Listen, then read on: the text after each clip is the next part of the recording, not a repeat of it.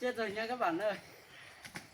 Nó nói mua xuống ta siêu to khổng lồ nữa.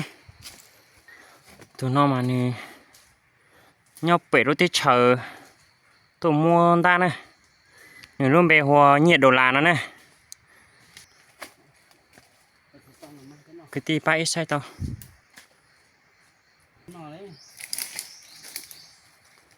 Tao sẽ to nó nữa. Sẽ xỉa liền nè.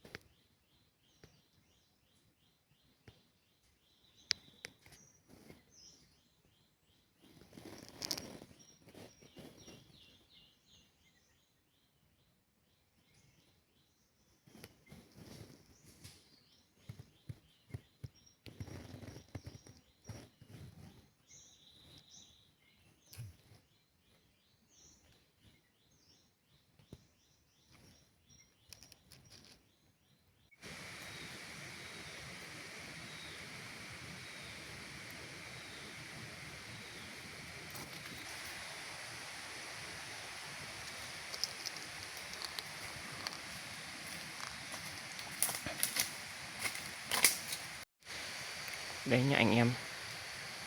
Gì cho ma nào mùng nè. Gì cho ma ao cho ma sẽ chọn được nó nè. Gì ao cho ma được. Ao cho ma được nó nè.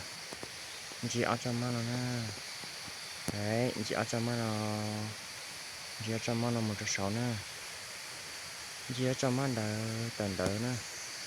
Tại tí nó mà nè. Gì đỡ 1.6 nè. Gen đỡ 1.6 xuống tay ăn được tuần tông bể nó nè. Gì cho xuống mà đỡ 1.6 nè. Thật là 1.6 mà. Ô xuống ta đầy về số nữa. Sẽ đỡ này bỏ xuống ta. Xuống tay ăn số. Xuống ta số nó nè. Nó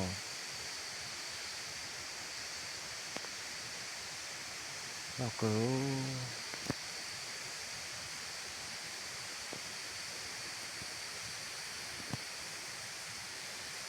Nó kiểu dần dần siêu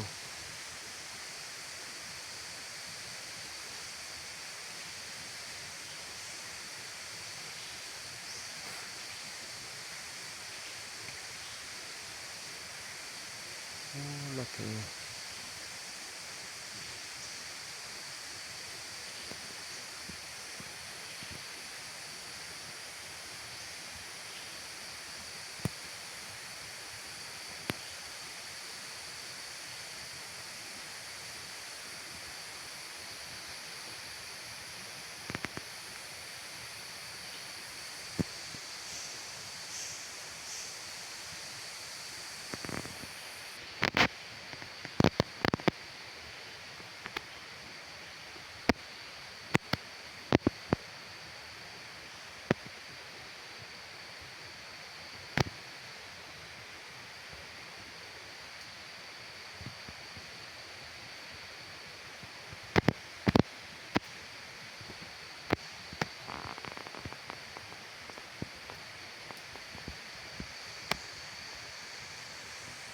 tập là hữu hợp còn lâu nữa.